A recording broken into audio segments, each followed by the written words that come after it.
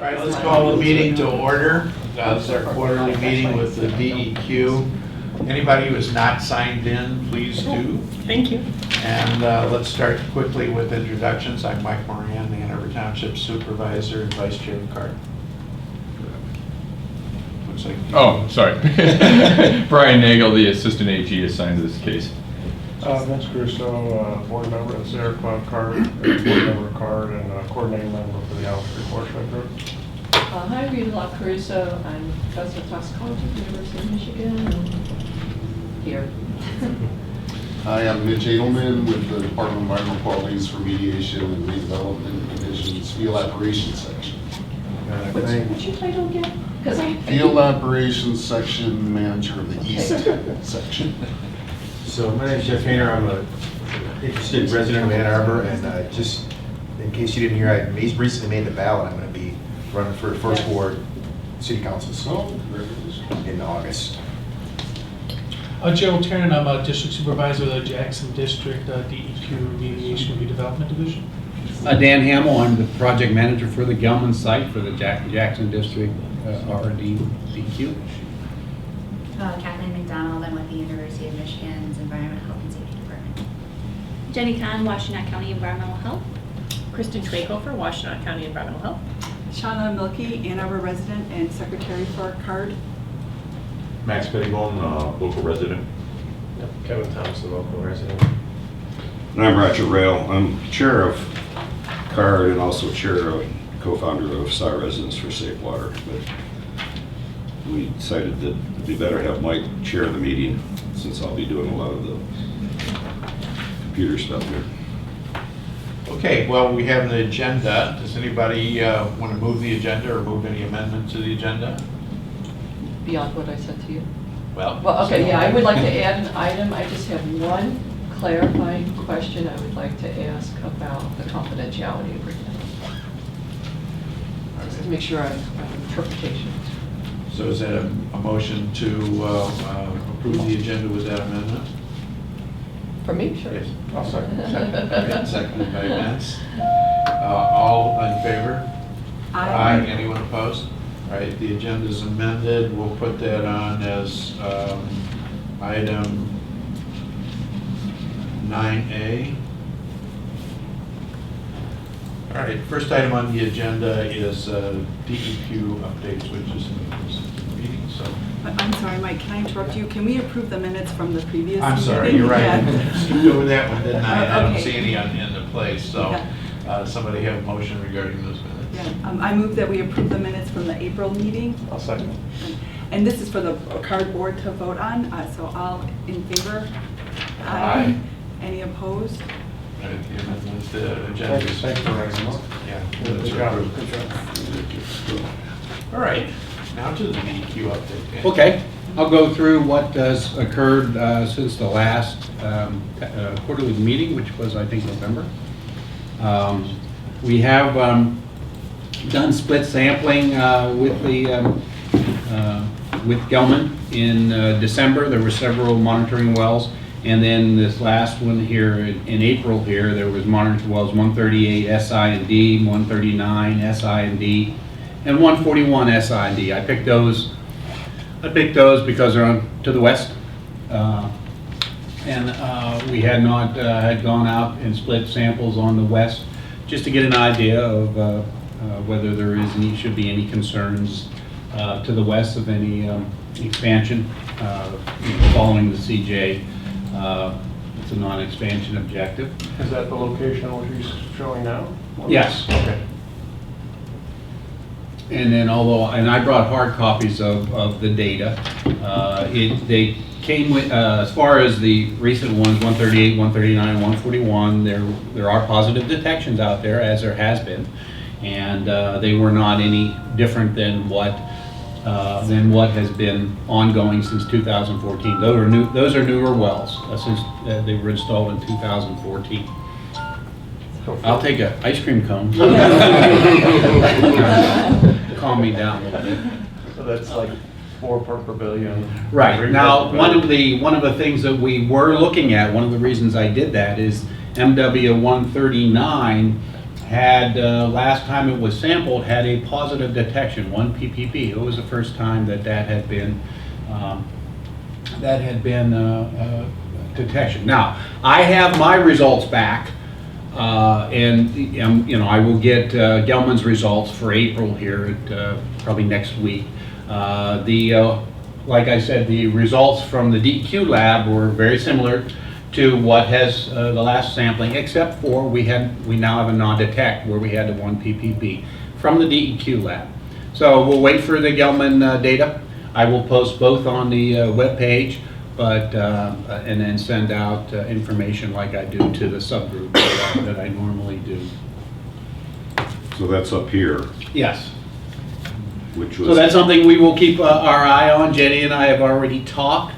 We are planning to add Roger, if you could, there is residential wells where that area is up there that were last sampled in 2014. We will add those again, which we were planning on doing, is just when. We'll add those again for next year, because this year's slots are all filled. And we'll keep our eye on that one and do residential well sampling. There was non-detects in 2014 from the residential wells. And all those non-detects, including the latest one at 139D, are using the older analysis method protocol, right? Yes, all the non-detects, DEQ lab uses 8260 SIM method, Gelman uses 1624. So it can't detect lower than 1 part per billion. Right, that's the reporting limit. So it could be at 0.9 or 0.7, we don't know. Right? Any thoughts about having these peripheral wells being sampled using the 522 method so that we can get detection below 1 part per billion? And give a heads up when it's about to hit? Since we're at 7.2 as a, yeah, especially that target level.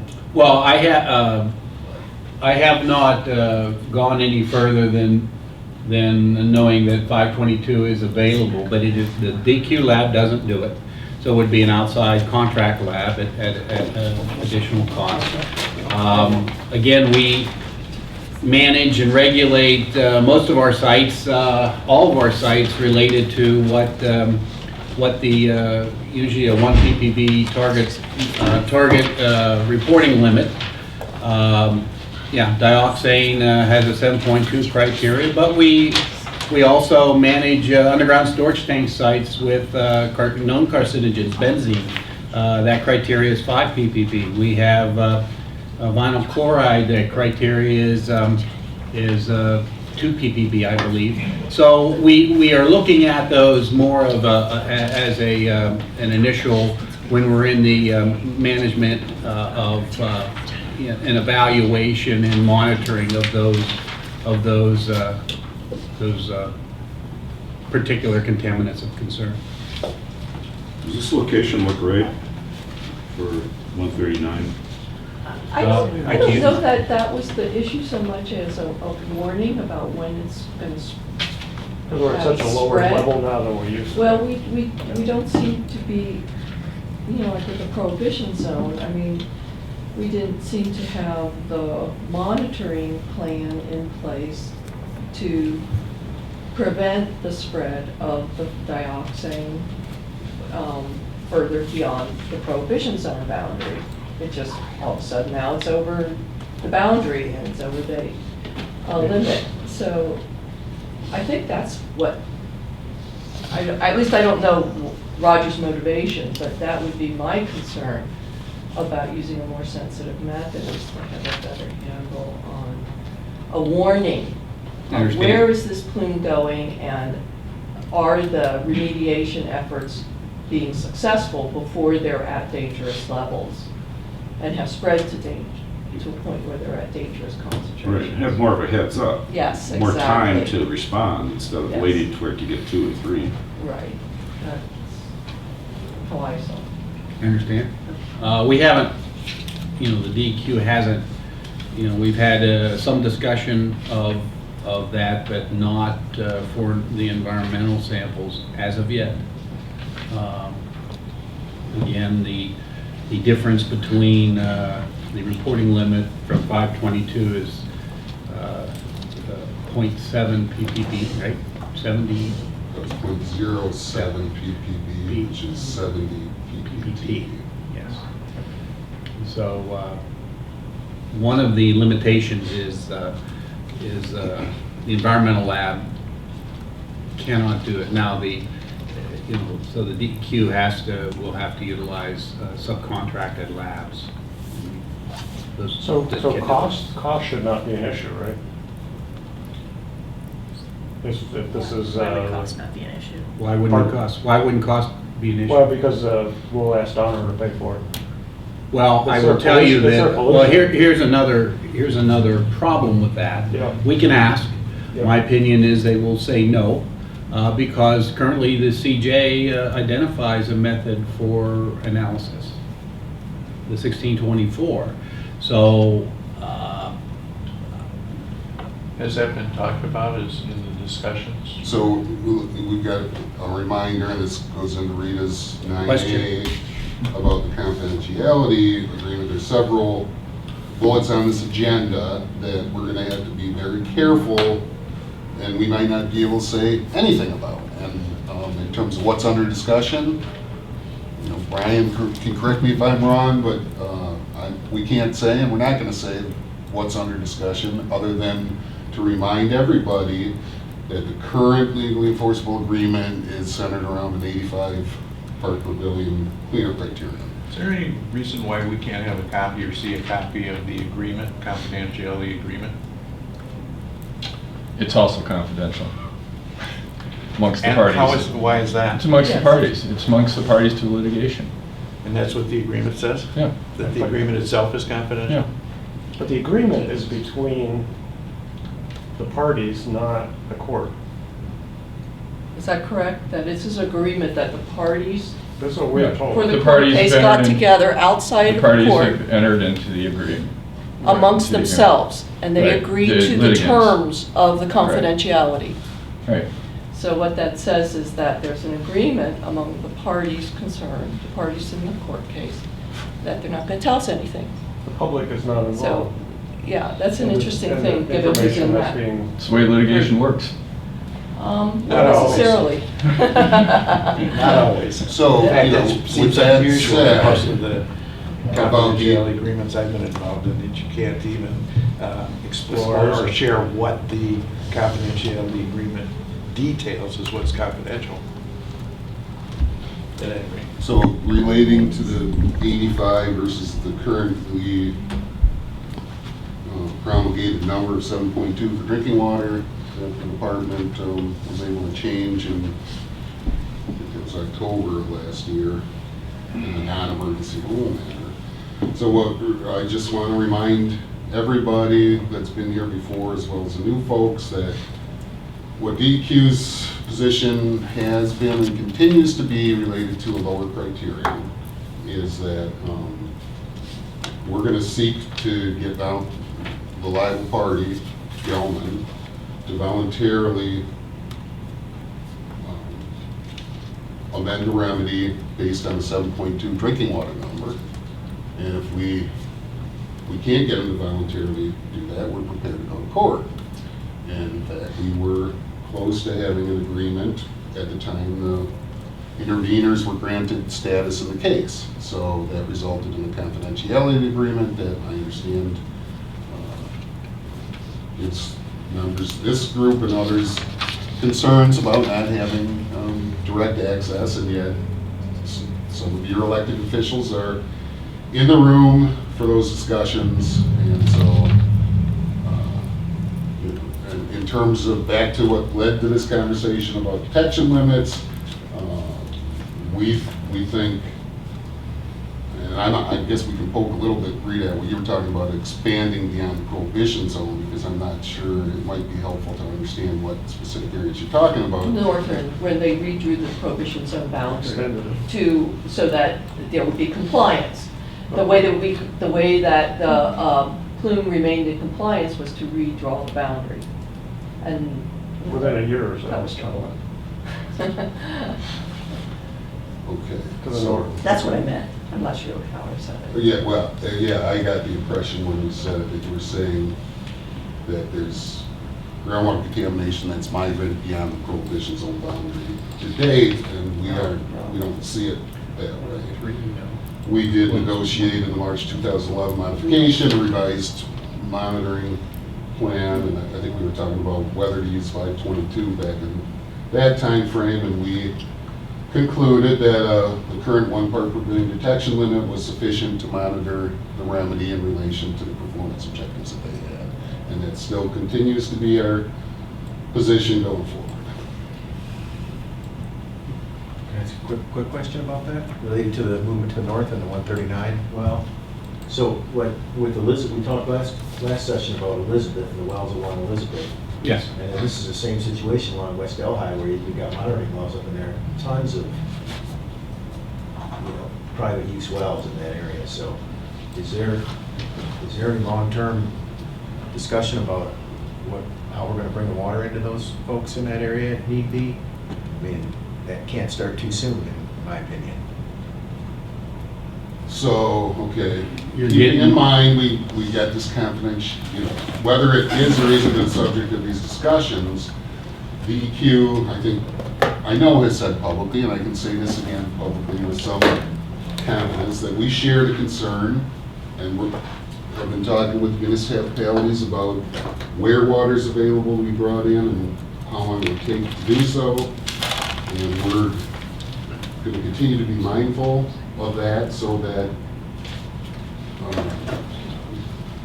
Dan mentioned that he's working with Jenny to monitor residential wells, and if they exceed some of the enforceable criteria, we're going to take measures to provide people safe drinking water.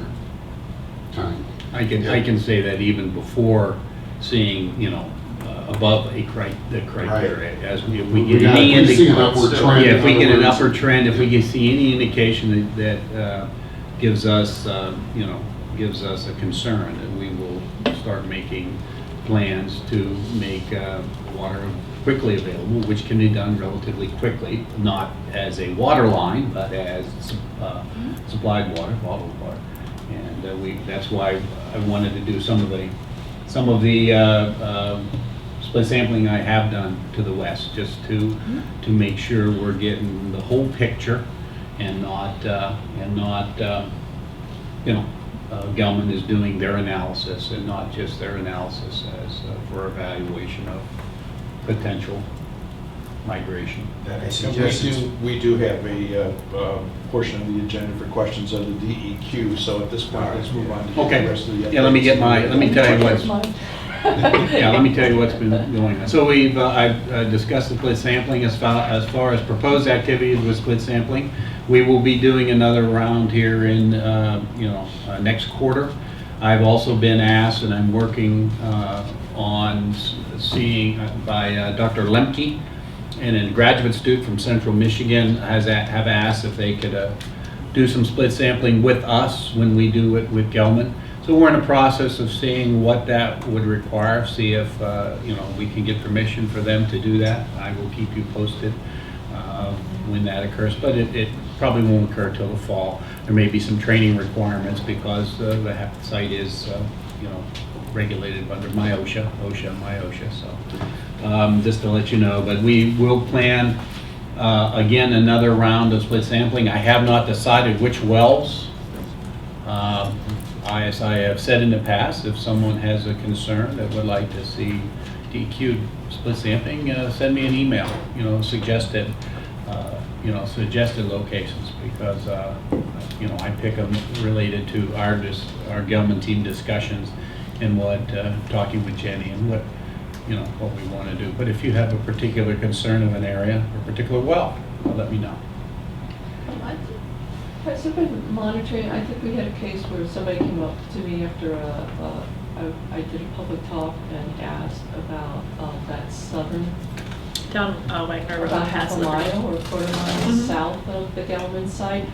And so is there any indication of, I guess that individual has moved now, is there any indication of a southern spread, or is it never any indication? I'm just curious. We don't have any indication that it hasn't, that is moving that direction. There is the Plume identified. There are, in that area, there are compliance monitoring wells. There are, okay. You know, monitoring wells that are listed in the CJ as compliance monitoring wells, which, you know, to evaluate expansion, which is again the objective to the west. And How about the south? well, those are there are no monitoring wells, and where Roger is circling, we have we've done some. One well you showed, I think just there are like some the homes last there. well you showed, Roger, was that? That was, I mean, to the south, yes, Yeah, right but there. where he was That's, circling down out of his highway. 800, 800, well, down to 300 now. Yes, but we're, you know, we. So what's the target now for drinking water replacement? What do you mean target? If you know? Well, When is drinking water provided? When is a different water source provided to a resident? What's the criterion for that? The 7.2 is the criteria. That would be the absolute definite mechanism, you know, triggers water providing water. But again, we will be and have done in the past where we have provided water. For example, the latest is the 5005 property. That once we got an indication that it was going down from 85 to 7.2, the state, the county, you know, immediately provided some bottled water, and Gelman, you know, agreed to and did it on their own. Provided them city water, you know, a pipe in there within a week or two. They were on city water. So That was only after we discovered that there was a family living in a commercial property. It was because they announced the revised criteria. yes, Right, that was the our driving. view of what That was the decided. driving force. At the time, there had been sampling going on. That was part of the Gelman sampling. The criteria has been 85. The information on that well was plus or minus 15 ppb at the time.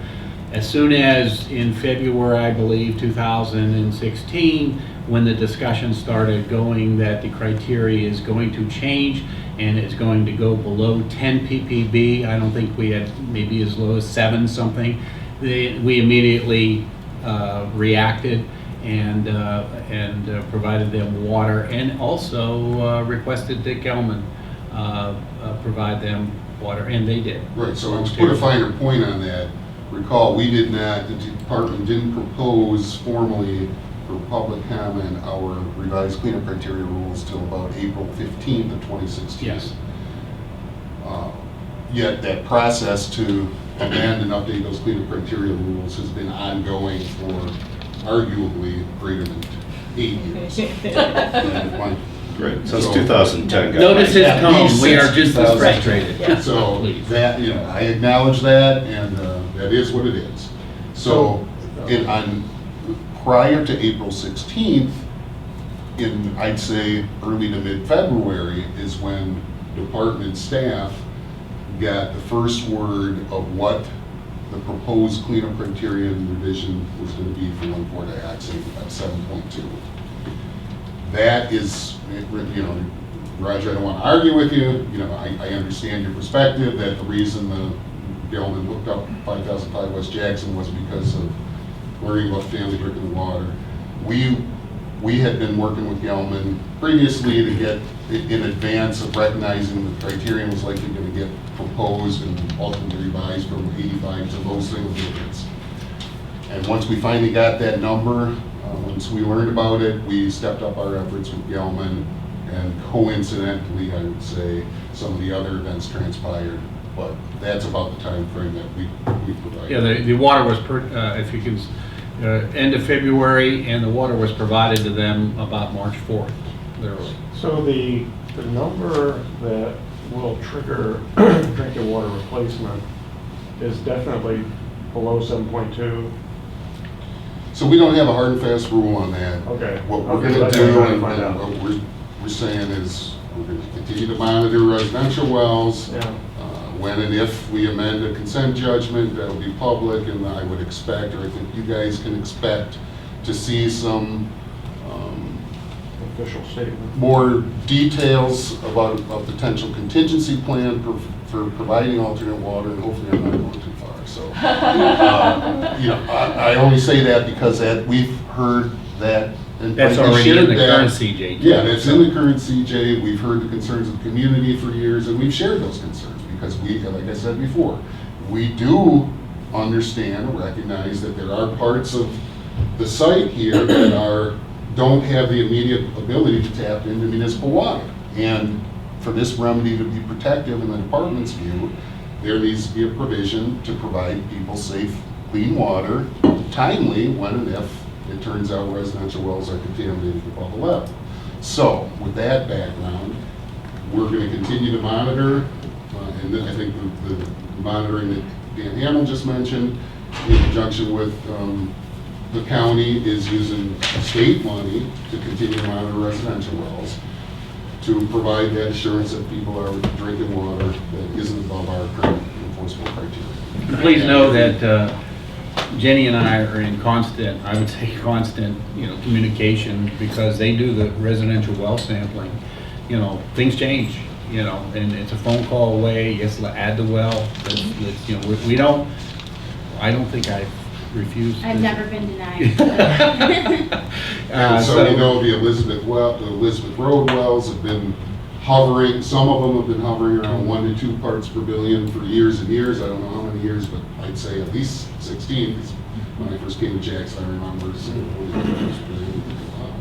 But so, Vince, I can't give you a hard answer about what concentration, other than to say if we see a trend that leads us to conclude that somebody's going to hit the 7.2, we want to get them clean water beforehand. And because of the period of the sampling, so like if it's quarterly, so you're sampling 4 times a year, then what constitutes a trend? I guess that was the basis of my question before. So if we're talking about long-term planning for getting water to these people if it's necessary, how do we identify a trend when our period is quarterly? It just seems like.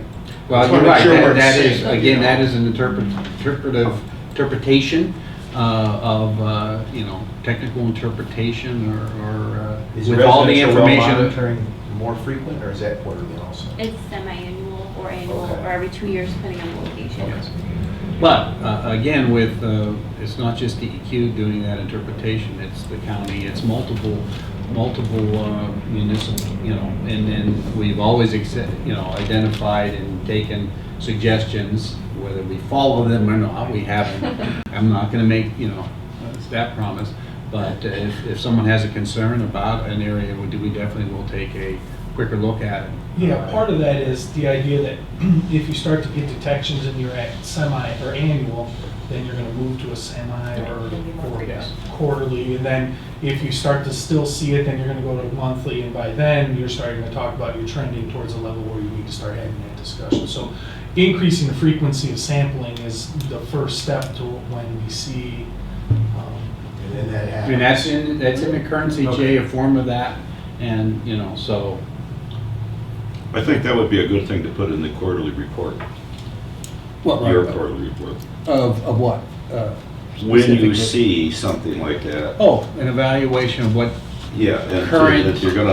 that you recommend that the Increasing frequency change, and whenever there's a frequency change, actually, in sampling. Yeah, I think that's already covered, but we can make sure. I don't think it's in the quarterly report. The quarterly report is providing an update of our actions, so that would be an action that would be definitely noted in there. I don't know that needs to be a special section. I mean, if we were talking about increasing monitoring, that's You part have of what to the note quarterly that report- these wells have their change, and then there should be a link to an online list of what are the wells that are being sampled and at what frequency.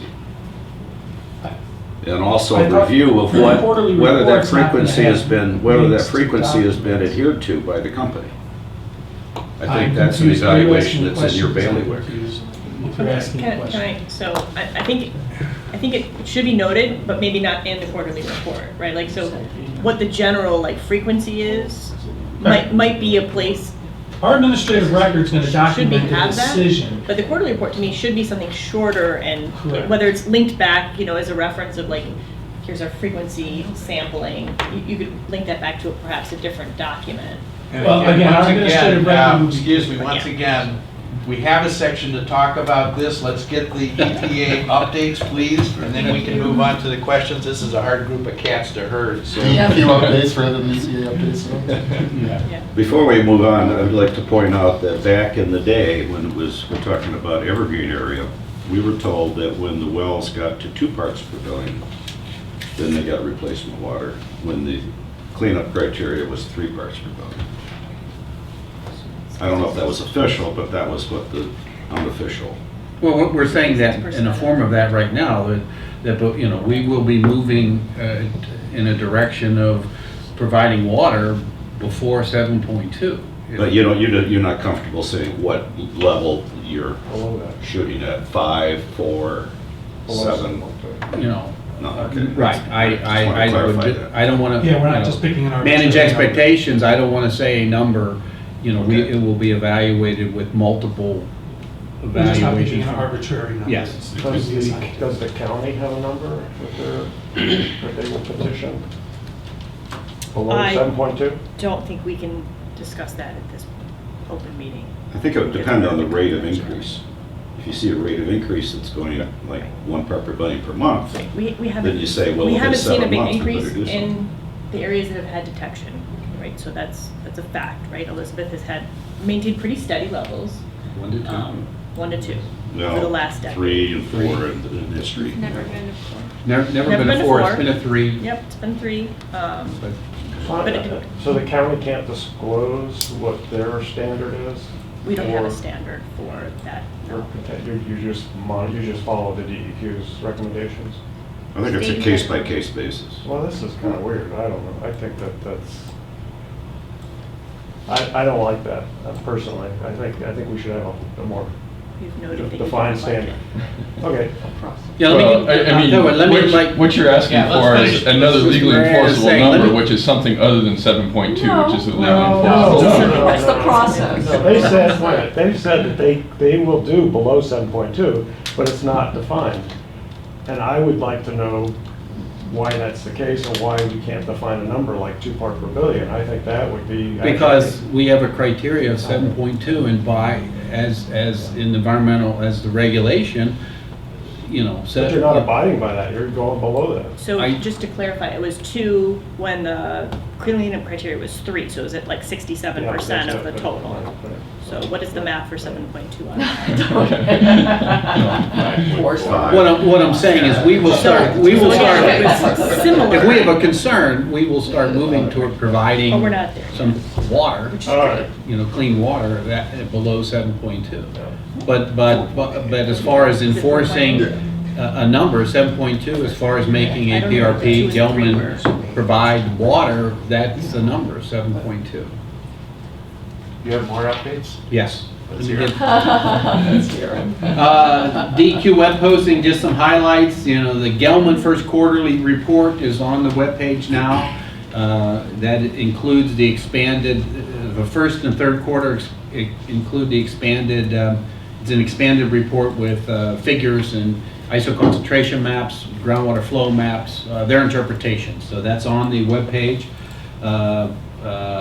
The EPA, since the last time I have provided on the DEQ quarterly report, which you have been identifying, was put on in February. That covered from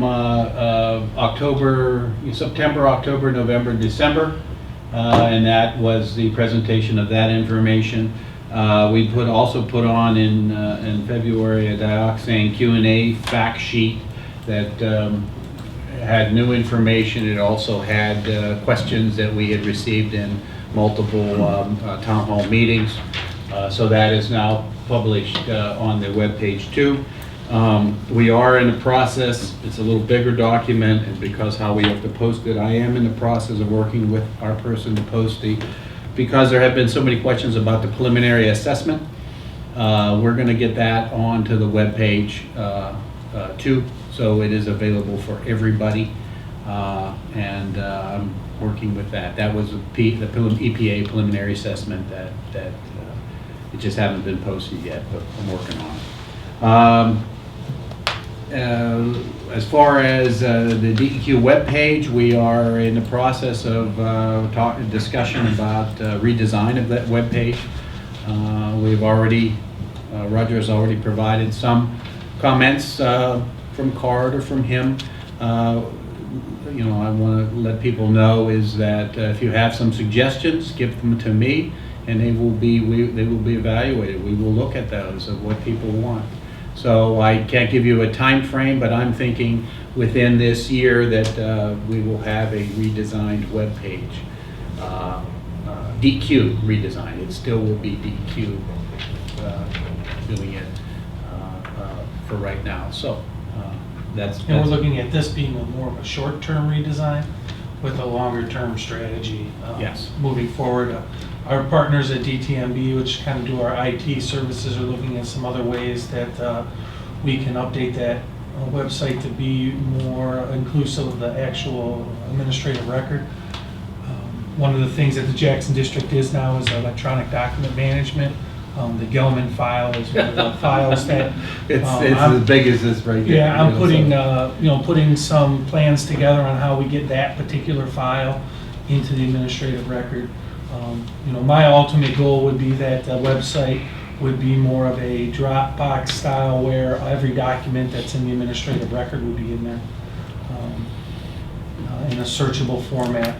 That's pie in the sky, but apparently DTMB has been doing some of this on a smaller scale with some of the things that we've been doing, and of course this would be taking that scale much more linear because of the complications with how many documents and stuff. So just a general overview of what we're hoping to go to. But in the meantime, we're looking to do this quicker redesign to address some of the comments we have here and some of DTMB's requirements. They're moving to a new web platform of some sort. So we got to do it anyways.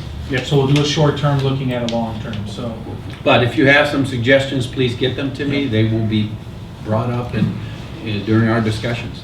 Especially be mindful of the challenge that we all face with 30+ years of history and how to best organize that magnitude of data to appeal to multiple audiences. You know, right, exactly. The city and Rogers, we've heard from them for sure. You know, we've got somewhat of a transient community on one end of the spectrum, all the way to people that have been involved in the site for 35 years or more. So we're trying to make it as appealing or as useful to one size fits all as we can. And I think it would be really important to work through CARD to let us know what your plans are so we can weigh in before you actually make those changes, because we're not talking about just 30 years of past history, we're talking about another 300 years of future history. So you got to think ahead of what the scale of this is going to be, and then how it's going to be used by all the different parties. I'll address that in my comments later. So is the current information that's being collected, is that being now added to the web page or website? So the recent well sampling? Oh yes, I do so that. Stuff that's ongoing now is it's being ongoing added. So monthly. from now on, yeah, Roger's point. So like right here is the monthly okay. database update, which we usually get about a month or a month and a half after the. Where Roger's Do you get pointing, if emails? you look under what's Stamps? new, Oh yeah. Yeah. if you look under what's new, monthly on the record. I Okay. selected documents are updated. You now took it off, Roger. Just go back. You know, there, as you can see, selected documents are monthly. There's recent analytical is a monthly. The access database is a monthly. And then anytime I have additions, information bulletins, it just so happens of February, but that'll go there. So there is data going From on now there. on, we're going to be adding stuff to the web on a regular basis. Well, we We'll have be- it. We'll be updated. here's my dilemma is that it's getting copied twice, once for the website and then once for our administrative EDM Right. file. And we're having to pay for storage of both. I'm trying to marry them Yeah. so that you have what's considered to be the official record. Some of these are copies and they're put in there and then they're put in EDM and then the argument's going to come out which one's the official record. I want to link you guys have right to the official record so we're all clear that that document is the official record that the DEQ has. And again, the challenges that we have is exactly what you talked about. I want to be able to let an academic person be able to get into our system and get all the data they want and do the things that like Roger's been doing, but I also want a new resident to be able to come in and get the most important parts. So I see a public-facing website that has some information like this that then links to a more robust kind of document storage area.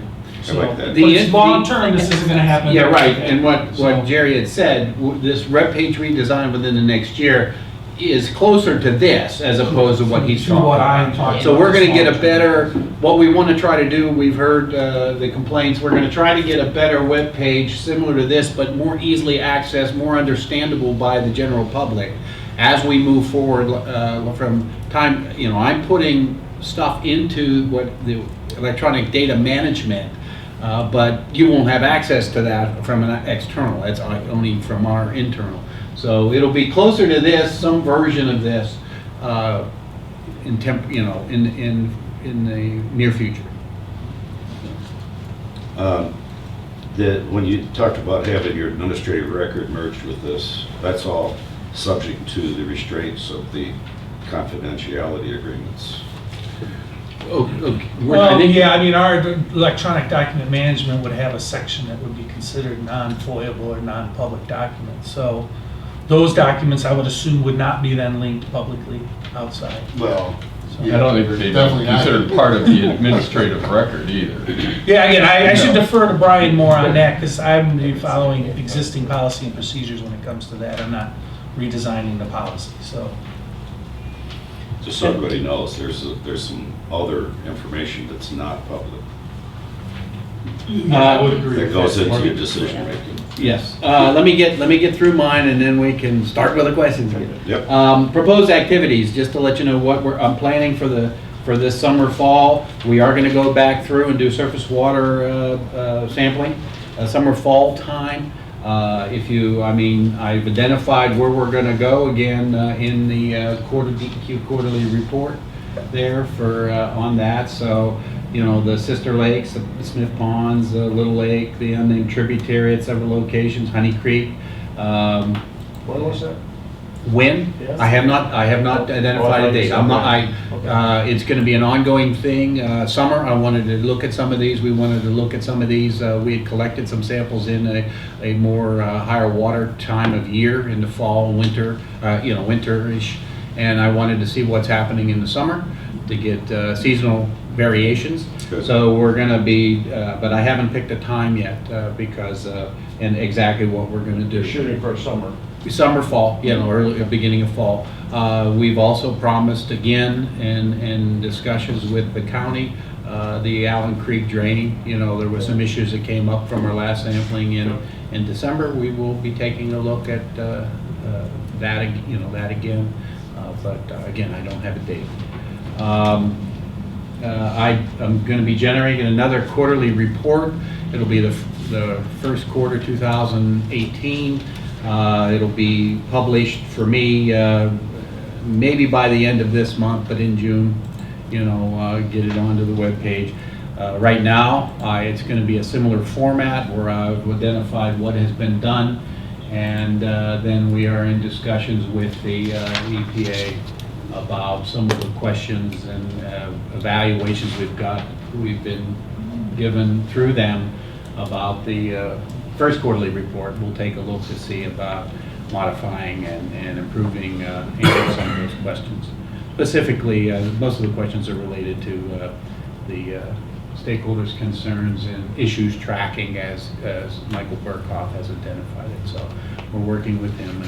But the gist of the report itself is going to be very similar to the format. And I will also at this time, as we have said, I will also add in some trend analysis. And when I mean trend analysis, I mean I will put in some graphs of selected specific wells to show some trends. We've asked about trend here to show you maybe into the west, along the PZ, some trends that relatively short term, because from 2014 those wells that I just split were I only have since 2014. But we have other wells that we have 20 years of 20 years of data. units or plus, so I'll show some of those. And it'll be just more of a section with some graphs to show. Good.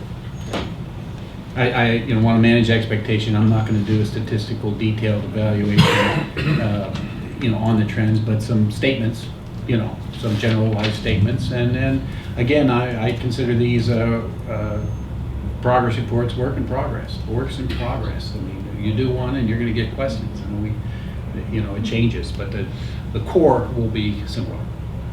So for this new sampling, they're going to use low flow sampling from now on? Yes, they're going to use low flow sampling for a significant portion of it. There are some of them they can't, just because of the nature of the well. Cost it or something. Right, that they'll use their purging. Incidentally, I was out there during this last round of sampling for a couple of the wells to video what it takes to do the sampling, so that I'll put that video up sometime in the near future. But low flows. it takes a little longer for low flow. Potentially. Right. Just a quick summary of what he's talking about is what Gelman in the past has done is do sampling by purging a selected volume of the water that's sitting in the well. And You bail it out, right? You bail it out, but it's pumped out. It's pumped out, and they manage all their water. They basically pump in. If you've seen their truck, it's a big box truck that has a big tank, and they pump all the potentially contaminated water in their tank, and they pump up 3 to 4 volumes, I believe, and then they will then take a sample through that pumping system. What's that called? Pardon me? What's that called, that technique? Purge. Purge sampling. Okay. So they're doing it with a pump then, not Right, the old-fashioned way They're all of pumps, dropping but- a bail. Okay. No, they're not dropping a bailer down. Okay. That really would take a long time. They're doing it with a pump, a pump that they can control the flow. So you can go from high flow, it's a Grumpus pump, but it's or down to a trickle, which then we would sample through the system. What Roger's talking about, the low flow, there is a procedure called low flow sampling, where you basically put your intake in a pump, put the intake though within the screened interval, in the middle of the screened interval usually, and you pump at low volume coming out, and you measure particular groundwater chemistry parameters, and you measure and you pump until you get those parameters to stabilize within plus or minus 10% at different times, and you get, those 3 times they measure it. If it's plus or minus 10%, they consider that stabilized, which indicates by the method that you're getting groundwater flow horizontal coming in from the aquifer, and that's representative of the water bearing zone, the aquifer. So that is it's a much lower flow rate, much lower volume removed potentially, and then that procedure, because groundwater geochemistry is, you can't always count on it. Sometimes you don't get stabilization. Then there's a set time frame within an hour of pumping that. They will consider it, stabilize and take a sample. And again, the sample's taken out from the pumping system. It's right into the sampling BLA line. Why go to low flow? What's the rationale? The rationale is an accepted method, and it's a more lot. accurate? Well, it's a lot. Quickly, it's supposed to be more representative Right. of the aquifer characteristics versus the interference of the stagnant water that's been in the casing. Right, and the casing and the The gravel, risers. and the sand Sand pack. and all that. And then also, it is they don't have to handle, like I said, as much water, contaminated groundwater. So they still pump it into a tank, but it's not on the back of a pickup truck, as opposed to a box truck where they have to go empty it into. Basically, how they handle their water is they gather everything and go put it into their red pond treatment system, the red pond, where contaminated groundwater is coming in for the treatment system. I didn't mean to bring it up to go into that much detail, but Well, I guess I talk too much too. You can kick me under the table too. Thanks, that one. That's all I had for right now, so I can entertain questions. No questions? Okay, let's move on. I think there probably are still more questions, so let's do it.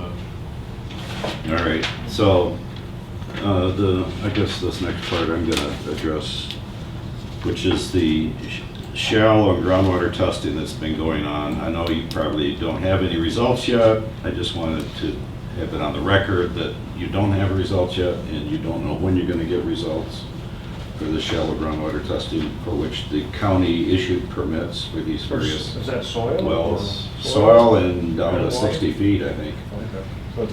Yes, we don't, to confirm, we do not have results yet. We have been informed multiple times that they This is will a soil result. test at the Gelman site? Soil It's on and the property. groundwater. And groundwater. Yeah. We don't know what's going on. There is no work plan as far as we know. They We have not self-implemented, which they are allowed to do. seen- We have not seen the work plan, as we mentioned last month's CARD meeting. Farsad and Jim Brody have not seen the work plan. Let me clarify that a little bit for the people, what Roger said, is, Farsad and Jim Brody, or Paul, Gelman / Paul. The work was done by Donaher, and they have had their own consultants, that they utilize. So, that was, but. Are you sure Donaher was responsible for that work? Yes, that's what we've been told. By who? By their Their representative, legal By the lawyer, representative okay. of Donaher. Okay, that's important. My guess is it was probably done actually through the law firm. Yeah. Back when I was in private practice, that's how we used to do it. And I think one of the questions we had last month was, what information was provided to this other consultant before they did the work? So do they know where to look for soil samples? We don't Or know. they know where to look for? We don't know, and it's true, we haven't received results yet, we don't know when we're gonna get them. So we have no idea what the work plan is. We don't know what their work plan was based on, because we don't know what the information was given to these people. All true. So their results might come back and it might look really rosy, but until we know what they knew going in, maybe they looked in the wrong place. Just Could be. Anything's possible. And Do we even know you know, anything's been done? Yes. We do know that. Yeah, there's, work has been done. Roger grabbed an image off. Well, that's on, Google Earth, that's Google showing Earth up. image, yeah. That there's an What the heck image is that that there were about? truck mats, and that's what, That's Right. how we know this. well, Well, you know it also confirmed in it, the yeah. permits. Right. The permits and, Both We had township the and knowledge Michigan there, County. so It wasn't under it. Well, this, no. I That's saw not them on available. site myself. I mean, I didn't, they were, while I was doing my activities with split sampling or anything else where I was on the property, there was geoprobes, there was So if you go to rigs. Google Map now, that's not that doesn't show up at all. well, this is Google Roger- Earth right now. Yeah, Roger grabbed that. No, this is Is it Google. still on there? This is Google Earth base layer. Now, Google Maps might be different, but Google Earth base layer. Those So are pallets in a swampy area so they can get the machinery in Did there. we answer Roger's question? But what- No, we No got the update. results, we haven't got the results. Well, but this really is something I'm going to mention later. There were permits issued for this, that I only know to look for those permits after seeing this image.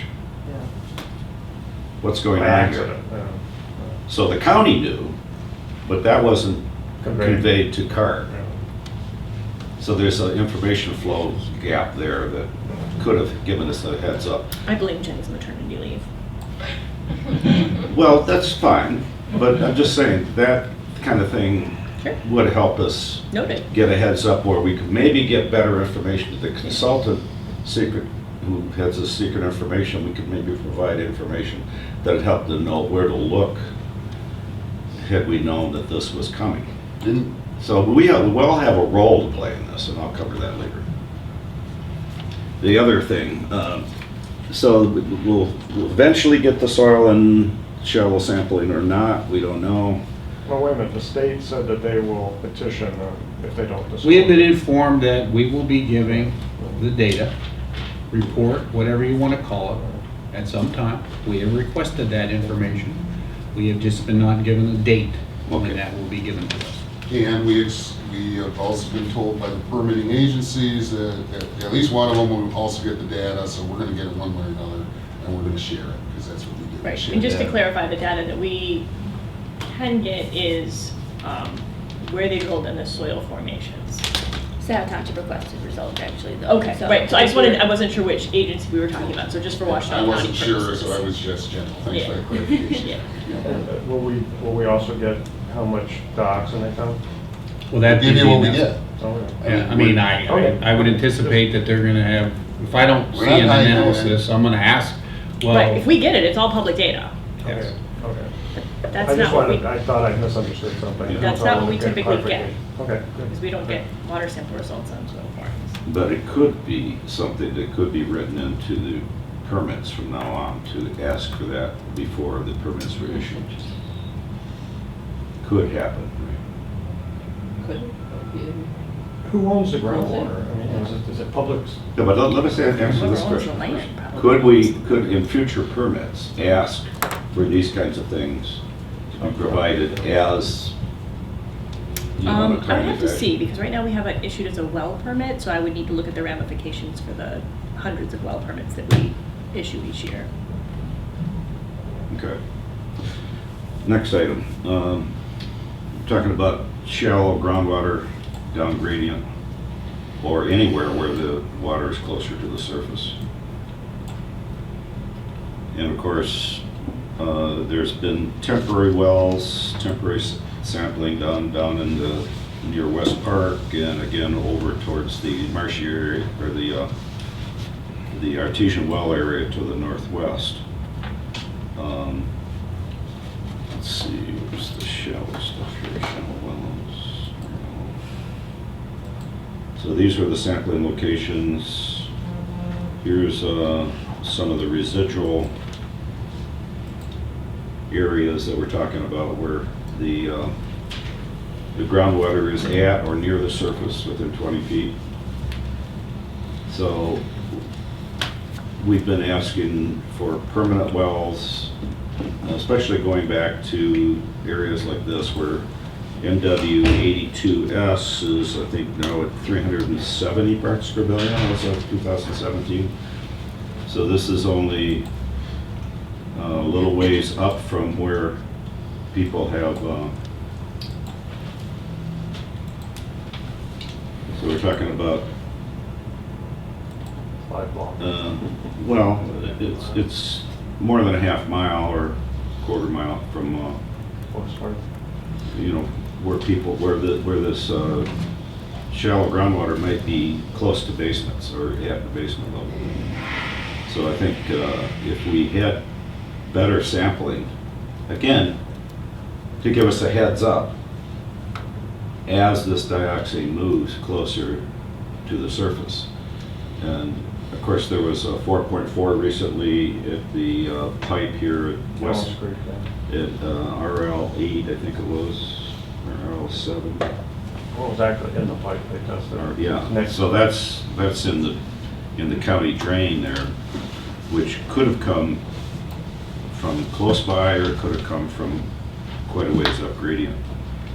And you know, that kind of, that needs to be followed more closely. So the pipe in West Park that Dan tested, Dan Hamill, I know from conversations with someone who was with the drain office that pipe actually was built with capture of near surface groundwater, you know, seeps upstream of that park so that there would be less undermining. There's a lot of seeps in the area, so they're trying to capture groundwater instead of having it undermine the roadway or undermine foundations.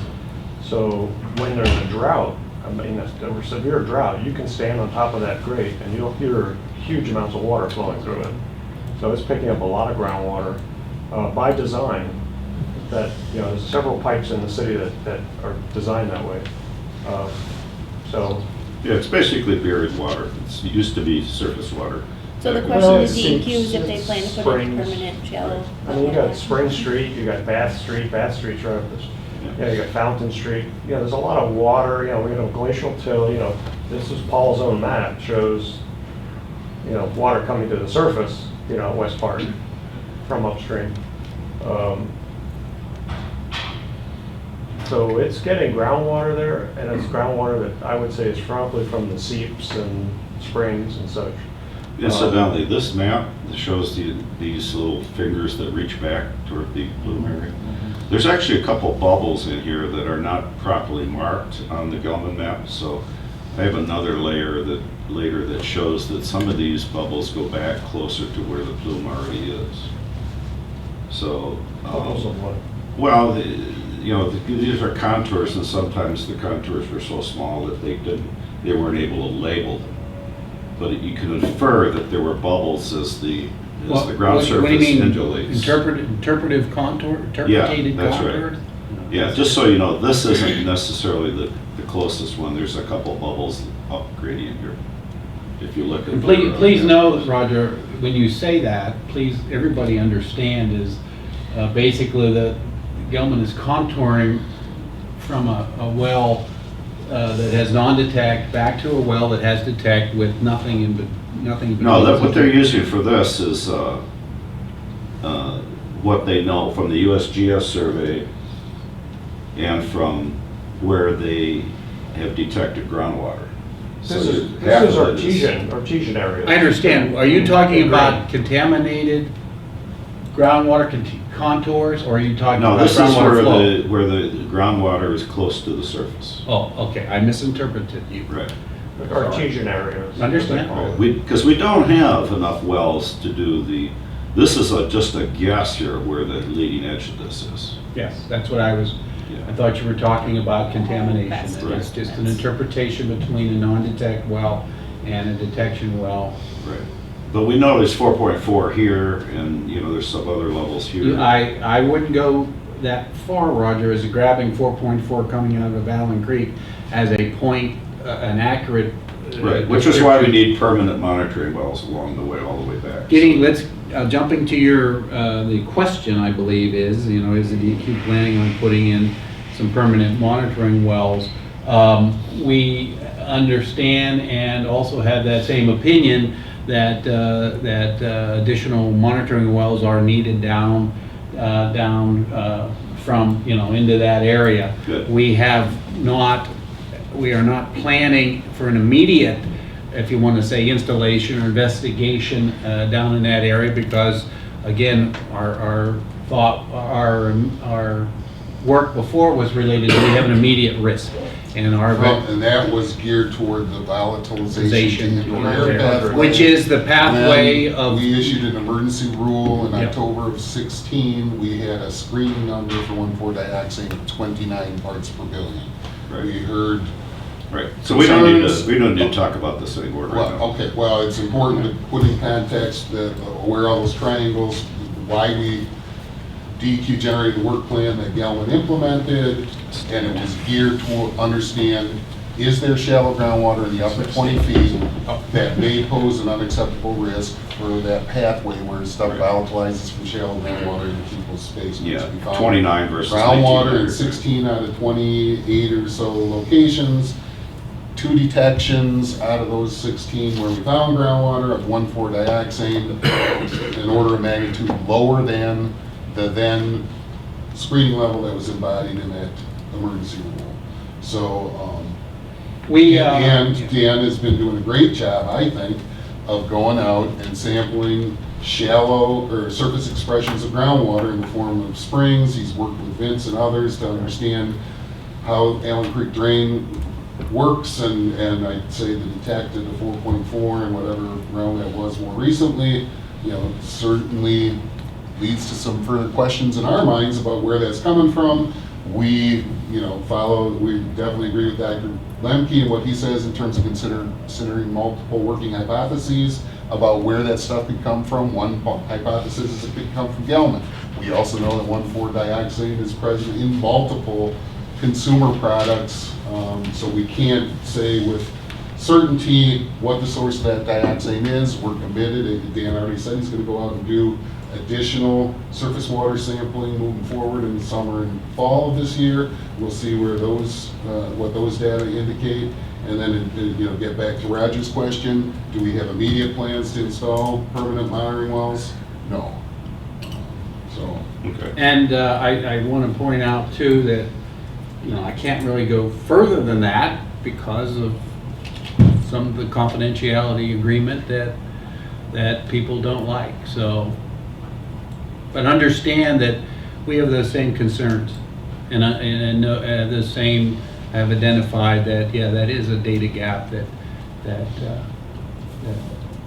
I want to fill in.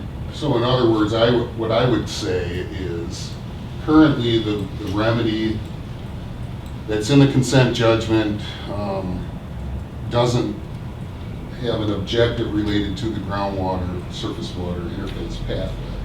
And if we were to incorporate such a remedy, then, you know, it might be appropriate to understand where contaminated groundwater discharges to surface water and see whether there's any issues related to that in terms of we've got enforceable criteria for that pathway. So if there were a change in objective, then we might want to talk about permanent wells, but we aren't there yet.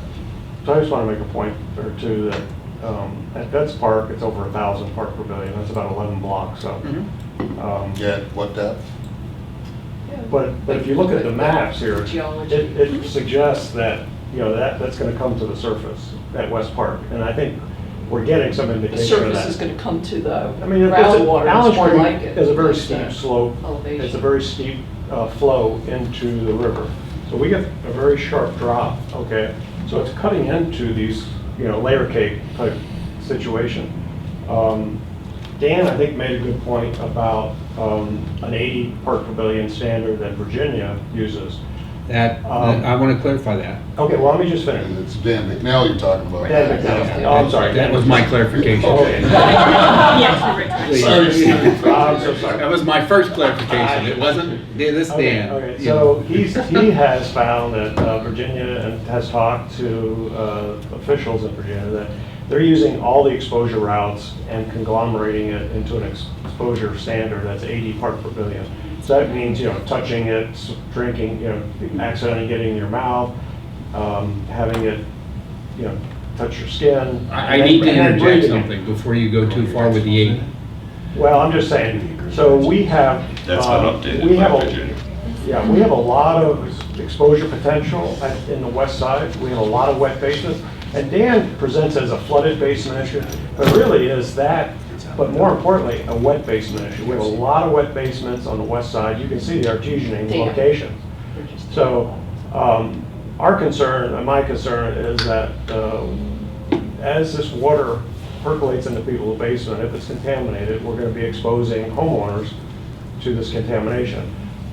Personally, I don't think that I think that's a violation of the prohibition zone because we're not isolating the compound. Now, you would say, well, it has to get up to 1900 before it violates the prohibition zone. I don't know if I agree with that. I think there are some major issues here that really need to be addressed by the DEQ, by Gelman and Donaher, that we need wells that would give us a better handle on where the exposure routes may be and where they're moving. I don't think we have that now. But I think that's important because it's actually a near-term issue, just like the Scio Township wells are a near-term issue. We're not looking 20 years down the line. I think we're looking, you know, 10 years at the most before people, and actually, Larry Lemke said this is probably already percolating into people's basements in the west side. I mean, just an estimate on his part. It's already in the sump pumps. It's already, you know, coming to the surface, and I think we're finding that it is coming to the surface. So, you know, I think we need to not delay on putting in these permanent wells for near-surface groundwater exposure. I think the homeowners are concerned about that. Real estate agents are already demanding tests of near-surface groundwater before homes are purchased. So it's become an issue that is just more than just the 1900 part per billion issue. And I think there is a debate about whether that's a valid number or not. So I just want to put that. That, you know, I don't disagree with you. You know, what we have to do is, you know, what we have as far as criteria and screening levels are how we evaluate that risk.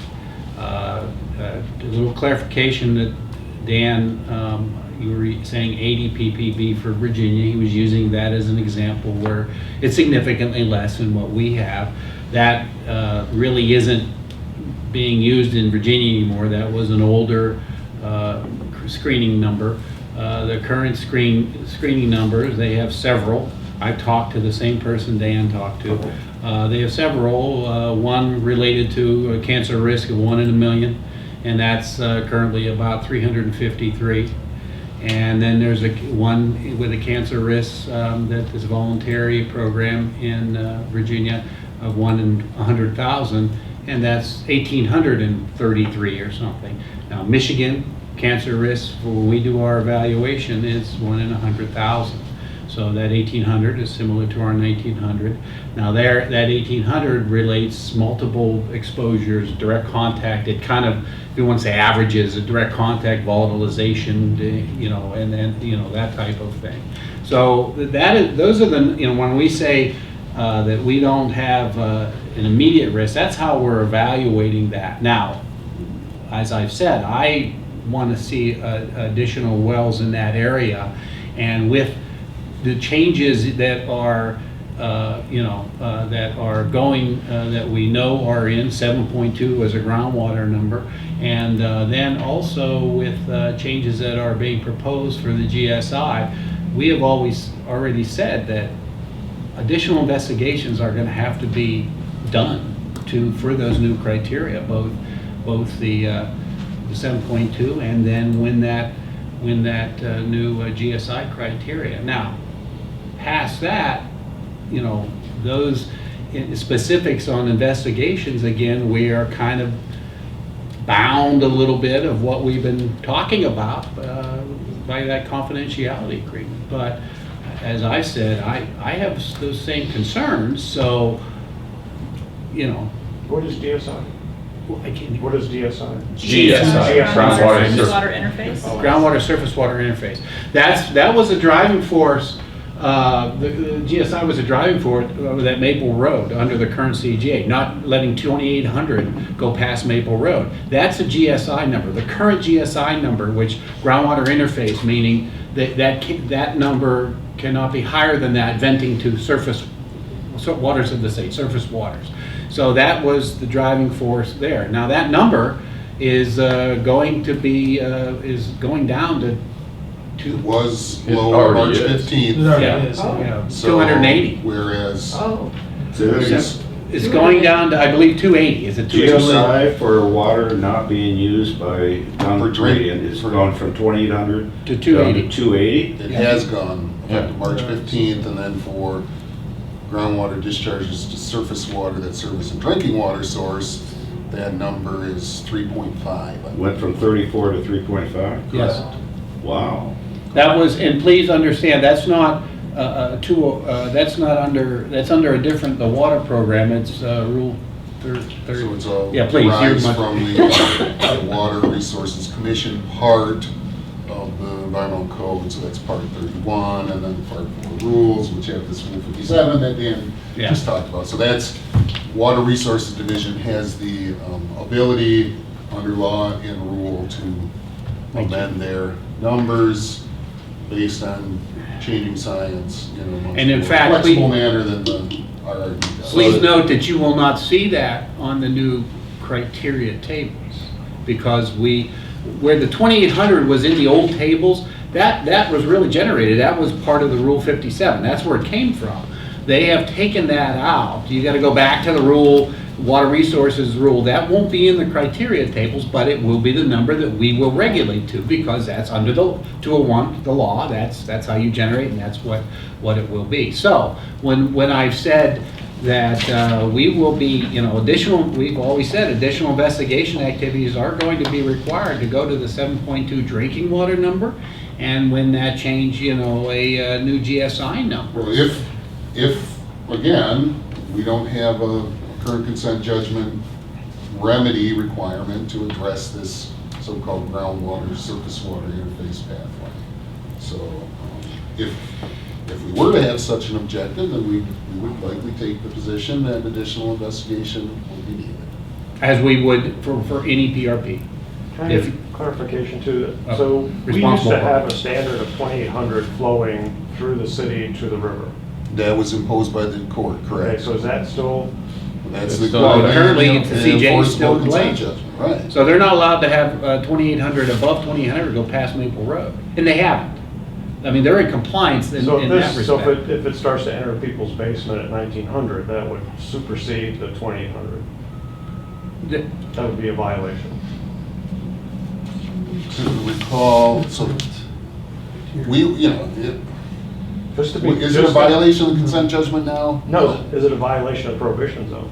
That's, No? No. but it could be, we would look at it as an exposure, you know, exposure to contamination Yeah. above a criteria screening, Yeah. as any site. You know, we have another layer of regulation Yeah. because of the consent judgment. So This you're, is a pretty good piece of information that points out why CARD meetings like this are important.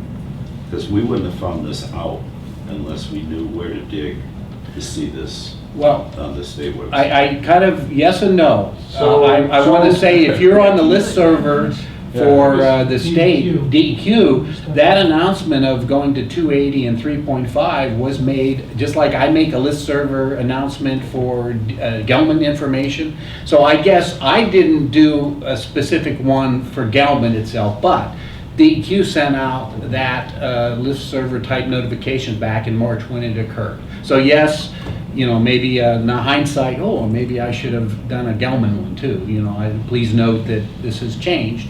But that, you know, so that's what I would recommend. Get on the listservs of the Gelman DEQ stuff, because that's where they're gonna. Well, I'm on the listserv for Gelman DEQ. I don't remember seeing this. Well, no, it's, no, not Gelman DEQ. The entire DEQ. The entire DEQ. You know, get on, there's a listserv for DEQ announced, you know, entire DEQ. And I did not make it a specific, you know, specific Gelman listserv announcement. But, so it is published out there, you know, that's how they get information out. But aren't there a lot of other things on that listserv? Absolutely. Oh, yeah. There's a whole list of Couple of listserv. emails every day. Yeah, Yeah, there's a so- whole list of listserv topics, if you want to say. So it's up to us to read through all of the DEQ listserv stuff to find out the 1 out of 100. Roger, you can They're pick and related choose to which Gelman. topic to like. You can go water, surface Very water, customizable. groundwater, you can pick, you know. I just want to move on to more DEQ questions, I'm sorry. Okay, no, you're right. Right. So we're getting into something. But that's kind of important to Okay. know. That's really important data, and that I would suggest if something like that, it's really behooves you guys to let us know as soon as you know it, because you are our eyes and ears to what's going on at the DEQ. We're not going to review everything the DEQ is doing, but we want to review all the things that relate to this site. Hindsight, Roger, you're probably right, and I will make an effort in the future that if I feel something like that, you know, will affect the Gelman site, that I could include it on my normal listserv. And it wouldn't have been nice if that was part of the agreement, part of the court order, when they said, well, 2800 is the erstwhile groundwater surface water interface level. If that ever gets lowered, then the prohibition zone should automatically be lowered, if that was written in to the agreement. I know it's gonna take better lawyering than what we've had, but let's get that So, down into the recall, we don't have time to get into all of it. DEQ did, that whole thing arose from a 2004 court decision. DEQ did not advocate for it, it's something the court imposed. We think groundwater surface water interface criteria apply in proximity to where the groundwater discharges to surface water, not far away from it. So, but your point, you know, so just understand DEQ did not advocate for that. That's not how we normally apply that criteria for those pathways. Yeah, all right. I'm glad that was brought up. Now, the last thing that I had for the question for the DEQ, this is really from Scio Township, and Kathy's not here, but Bryce is. There was a permit requested of the township for the pumping station here at Porter and Wagner. And apparently that plan had been proposed and then delayed. Do you know anything more about that, Bryce? It's a plan, it comes through the zoning process. The first pre-app meeting we had, the people that attended couldn't answer all the questions, so it's been, it's going to be reconvened when they can bring people to the meeting that can answer questions. So this parcel here is still township parcel because it's there's nobody living on it. There is this pump house here. Well, it's in the township, it's not a township parcel. It's township parcel. The rest of the parcels that are occupied have been annexed to the city. No, it's within the township, but it's not owned by the township. No, that's right. Okay. Yeah, it's still a township Yep. jurisdiction, but Yep. not, it's owned by Gelman, I guess now. Mhm. Anyway, so does the DEQ have any update on that that's not subject to the confidentiality? We wouldn't be involved in, basically, it's a lift station for their contaminated groundwater that they're pumping on the east side. They bring 200 gallons a minute from the east side to their facility, their property where they treat it. That is a lift station for that, for the pipeline and the groundwater to get it back to the Gelman site. So as far as the engineering and requirements for Scio Township, we would have no jurisdiction. That is, they're basically, if I understand it, asking for an upgrade, asking for some things to do on the property, not related to the, it's contaminated groundwater. So that's all Scio Township's site plan review and approval. We don't have jurisdiction on. So you don't know anything about why they would need to upgrade the pumps or anything like that? Yeah, I mean, I know from discussion with them that they basically want to upgrade equipment, as they always do, because of age, and that is a low spot on the ground. There's a lot of surface water, So you don't have drainage anything, problems. that's not something worth reporting at this meeting? No, plus I wouldn't All right, have. let's move on, because that's Fine. enough of it.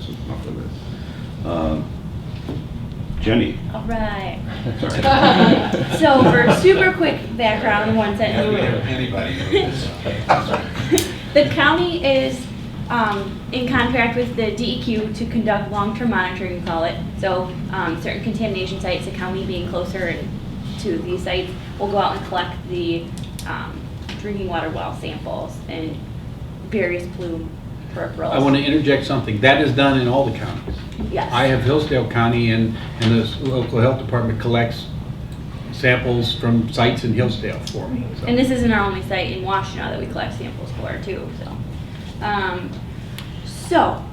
we went out at the end of April and collected, our goal was 103 samples that were approved for. We were able to collect 82 of those. Of the others, we couldn't collect. 11 homes were inaccessible, 1 requested not to be sampled, and 9 properties were vacant.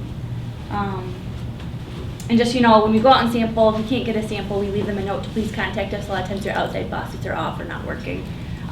6 people contacted me to come out at a later date and sample. We were able to do that. The other 11 we didn't hear from.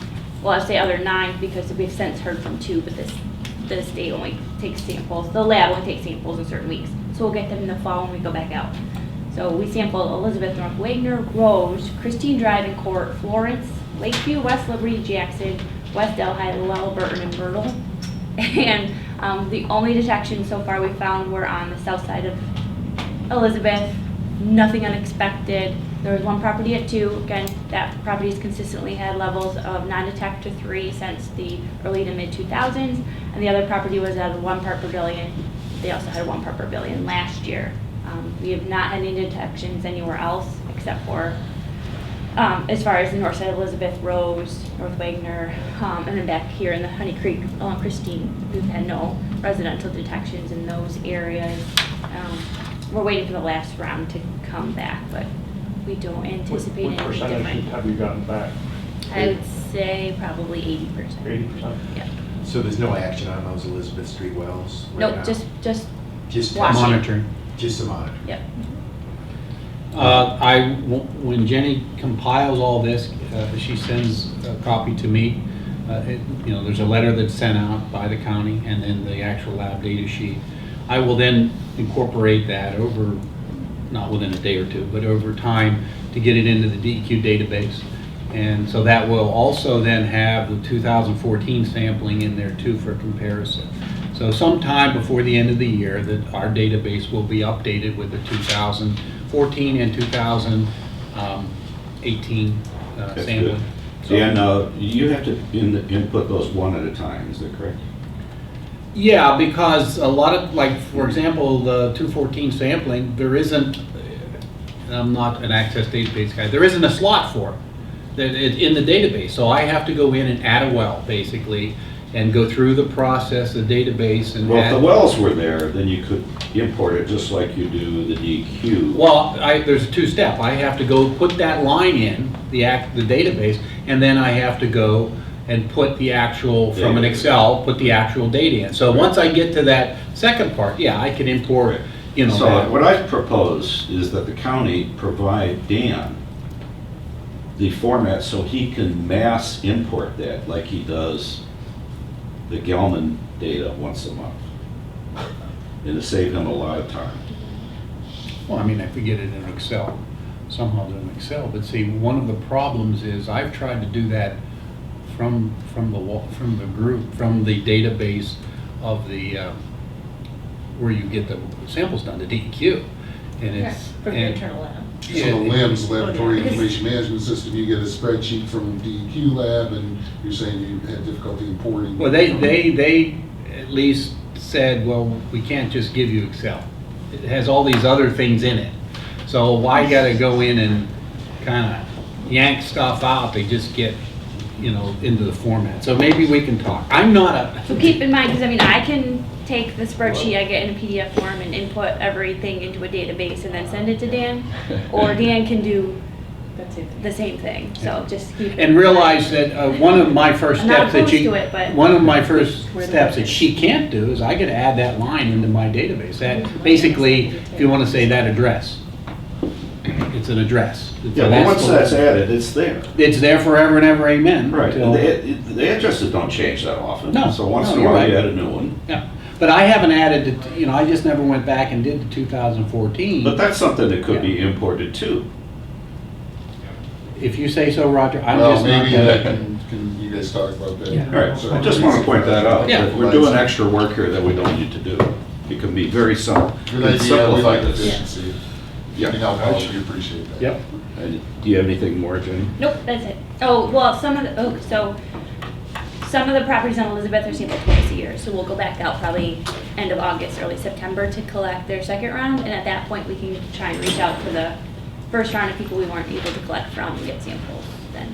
So how do those wells compare to sampling wells on the other side of N14? Are they about the same elevation, or are they much higher or lower? Or, you know, you have sampling wells with the red, They're pretty much where these white dots are. no, I'm just saying, He's what looking elevation at are they? the depth of the Yeah, monitoring wells yeah. versus the depth of the residential Yeah, wells. I don't know off the top of my head. And I some think of the purpose of sampling these wells is different than, say, the monitoring Well, wells. but that- unfortunately- To get an indication, so Okay. some of the residential wells, we don't have well data on, or how deep they like are. Elizabeth especially. So the Yeah. point I was gonna make is, it's almost as if we're using these residential wells as monitoring wells for the Very plume. Well, we should have wells out there that would monitor the plume movement in that direction, you know, past. We have monitoring wells But between what the current plume is and those wells, and those are the ones that are Yeah. utilized, Yeah, that these- Gelman installed, that we utilize as our monitoring points. And But again, we're- like I've said, we're already there's a at new one- criteria, and we will require any additional investigations to investigate to 7.2. Well, what's that red, what is that red indicator? That the Shading? The shading, is that 85? Right here. Yeah. That's What's that 85. one? That's 85. Yeah. So you're at 85 at that location, that close to N14, and then you have homes across N14 on Elizabeth at 1 and 2, 3-part pavilion. No. Elizabeth Street, you just said, had, Well, Elizabeth over here. yeah, it's right across 14. Right. I think that On the that- south side of Elizabeth. Yeah, I think that To your is- point, we are trying to look at like what data we know on the wells and Yeah. what the monitoring Yeah, wells yeah. are. But we should not be using residential wells as. We are not using the residential wells as monitoring wells. No. We're specifically Some looking at people would what say is that the that's the risk case. to the individuals drinking the Someone water being from those exposed wells. at Right. real time. So Right. these wells that are being sampled on the peripheral are Yeah. using their faucets, basically. Yes, we use You the know, outside closest faucet to the as well outside to do faucet the is one of sampling. the Where, when you're doing real monitoring, well, you're dropping a pump down to where the screened area is, so you would have some idea what the depth of the wells are. So Absolutely. there's some data that we're missing here, some of which might be available if we look back through the paper records and things like that. Yeah, Oh, we yeah. have some of that, believe me, we've looked. Yeah. Need for the well permit. So there's Right, some, for the there's some well. information that They you go could. until they hit it anyway, and then, so it might not always be the depth that they expect or have applied And you're for. Or the well might Well, they- precede the current Right. well permitting and well logging. Right. Stuff, so Requirements. we don't have. So there's some uncertainty we could fill in here. You know, there's a We've lot tried, of if anybody has information they can share, Yeah. we are open to it, but we've looked repeatedly and it sounds like. Well, I'm just- Wonderful, my- wonderful dusty records. There's a lot of residential wells right across the highway there. Yeah, that, but you know, let's move on, because we got, that was supposed to be 20, 30 minutes right there. For an hour, took an hour and a half. Dan's not here. Do you have anything more, Jimmy? I'm done. All right, so Dan's not here, but I'm just gonna point out real quickly what he would have talked about, which were these two evaluations. This one here, these are again available, of these stormwater sampling results at Allen Creek Drain, and then he had one on DuPont Circle. And this is kind of an update for the one that I've talked about, where we might not have enough accurate monitoring of the elevations around DuPont Circle. So Dan not being here, let's move on to the next one. This would be, I think, my update. I'm just gonna go through a few of these links real quickly. So we just talked about NW 30D a while back. There's data that is not, it's available at different sources, but it's not all in one place. So to give you an idea, here's the available data for 3365 Jackson Road.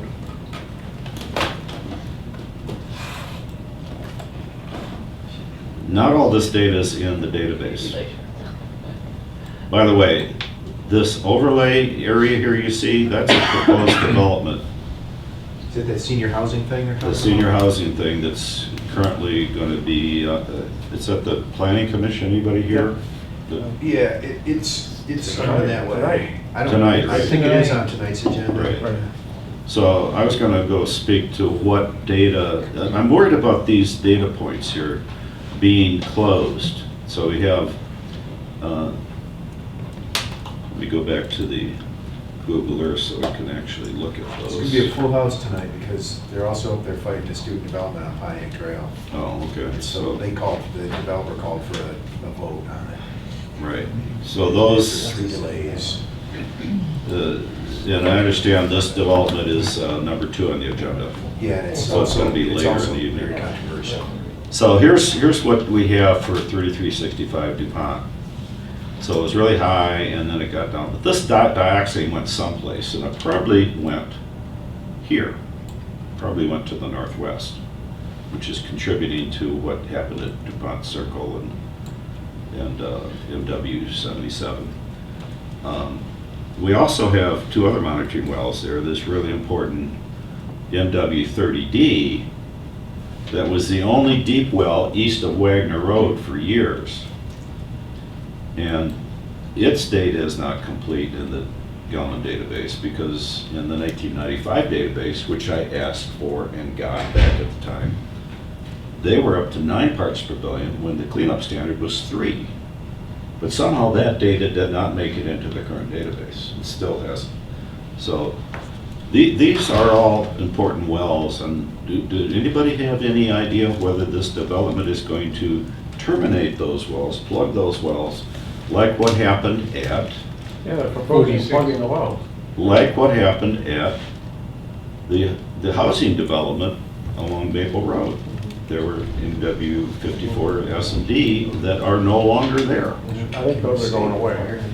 So are these going to go away? Do you guys know? It's the Gelman's responsibility. Well, let me tell you. Jeff, repeat your Well, let me question. tell I you. just ask if the state had any authority I to say was you gotta asked, leave this open. I was asked about those wells. I was called from several different people, and I made it clear that I would like those wells.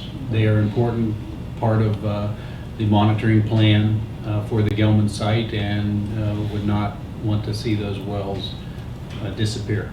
Okay. Now, I don't think we have the ability easily to say you can't do something to a private, well. I'm not sure. So we, I think, They're used to Jared, you want to do, Jared? Yeah, I mean, we would talk with the developer, we would talk with Gelman about, they wanted to change them on appropriate location for those Right. new wells. I mean, it would have to be a bigger discussion, but there is no legal authority. For us But I know that to keep DEQ them could from- stop development because the owner wants to get rid of a well. Ultimately, whoever owns the well tends to have that argument. If it's on a property, it tends to be that property owner. Because Gelman has access agreements Right, so with, it for their depends on wells. what's in Gelman's access agreement with the property owner, and as Dan Correct. says, if the department determines that these wells are significant, we have in the past in other locations worked to come Along up Maple with Road, replacement wells to. that There could was save funds. Yeah. pumping wells, wells that were going to be impacted because someone wanted to upgrade, and we did, in Gelman, we worked with Gelman, and they moved and drilled another well. Now, therein lies a little problem too. They now have a well that is going to be abandoned, and they got to move and spend another whatever. I think some of these well clusters are $100,000. That's one issue, and then another one is given the complexity of the geology out here, if you move even 10 feet away horizontally, What do you get? What do you what got? you see in the right? subsurface might be different, and that's just. And then also access. They have to get another access agreement that allows them to put it where everybody decides that that's a good alternate. So eminent domain's never been brought up in that context? No. Not that I'm aware of. Brian may know more, but it's never crossed my And, head. the department typically works with people voluntarily, and where we have mutually agreeable data needs, we're going to work to try and work that out voluntarily to avoid having to use the ED words. Well, that's good to know. It's not necessarily the right outcome, but just so everybody knows, this well here is a former homeowner well. Yes. And these two wells are actual monitoring wells. So these are really kind of owned by Gelman. They have the rights. So, With an access agreement. Yeah, their access agreement details what their agreement was with the property owner, which we don't have a part of. right, now I'm worried about what happens there, because whatever that happens there could be precedent for what happens at the site where these 5 former parts of the Gelman property are now owned by somebody else with their own set of monitoring. Let me expand a little bit there. Prior to this sale, there is agreements on the around Gelman property. Okay. There is restrictive covenants that were put in place by Gelman as required with the property owners, the new property owners, that prevent some of your concerns about monitoring wells, about access to get to monitor those wells, to upgrade those, to maybe add some additional investigation information. So that is a little different, because prior to giving up that property, they put in place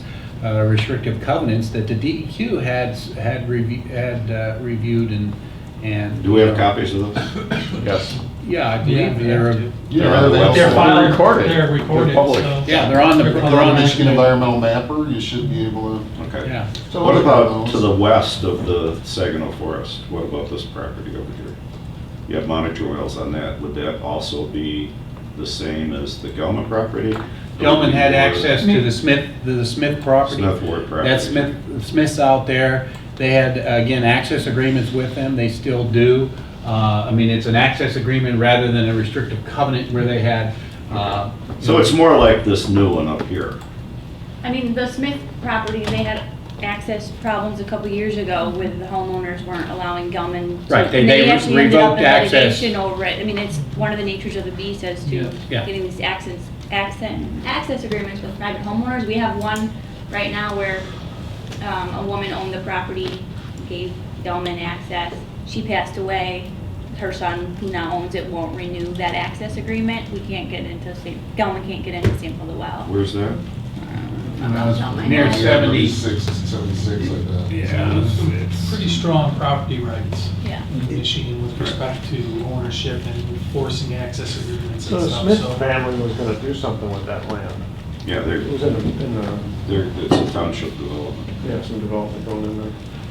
If there's some kind of dream came true situation where you wanted to pump and treat all this dioxane plume once and for all, is there enough land available to do that? Where would that happen?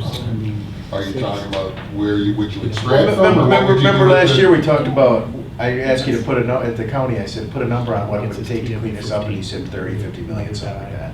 And it was like 10 extraction wells around the core pump and treat. Is there land available to Yes. treat this if So necessary? potentially, if you're talking about where you locate the extraction wells, Yeah. potentially you could do that. Recall that throughout the 30-plus year history that Gelman's been pumping and treating water, one of the challenges has been what to do with the treated Right. water. And so there's been, More about what to do with the treated water than access. so that. Because, you know, as they sell off parcels of this, around this core area, the concern is. I'd be more concerned about, are there gonna be enough monitoring wells to know what's really going on? If we Either way. keep closing monitoring wells as Right. by property. And there's 350 some township islands that are scheduled to be annexed into the city in the next 2 years. And I just wonder if that affects any of this too. You know, we have this kind of ongoing thing with the townships to annex these township islands. And my understanding was somewhere north of 300 of them are coming in the next couple of years. That's what I've been told. I don't know if it's accurate.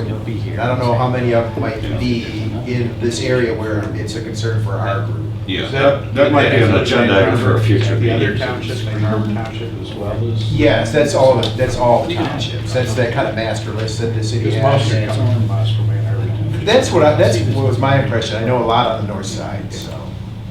Okay. So is there a map with these township? I don't know, maybe Ann Bannister could answer that, do you know?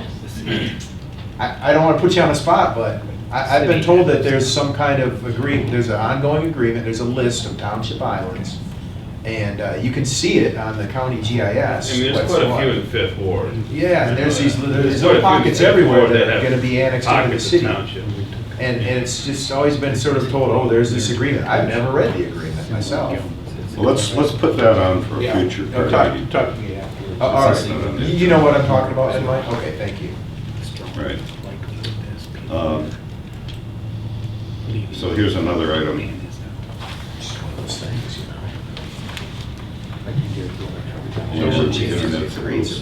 Yeah, we're down to about 15 minutes, so everybody start really advancing their highest priorities, please. All right, so this is going a little slow. Anyway, we have some 1995 data that should be incorporated into the database, and I'm going to be working with Dan to put this in a form, DEQ format form that could be easily imported into the database. But that's not going to get it into the Gelman's database. So any analysis they're doing is not going to incorporate the same history that DEQ has. And I just want to say that I think this is important to get all the data in one place that all stakeholders can use. Along that line, I've gotten the data from U of M Saginaw Forest that they've been doing their own sampling for years. And it turns out that some of that stuff is nowhere else.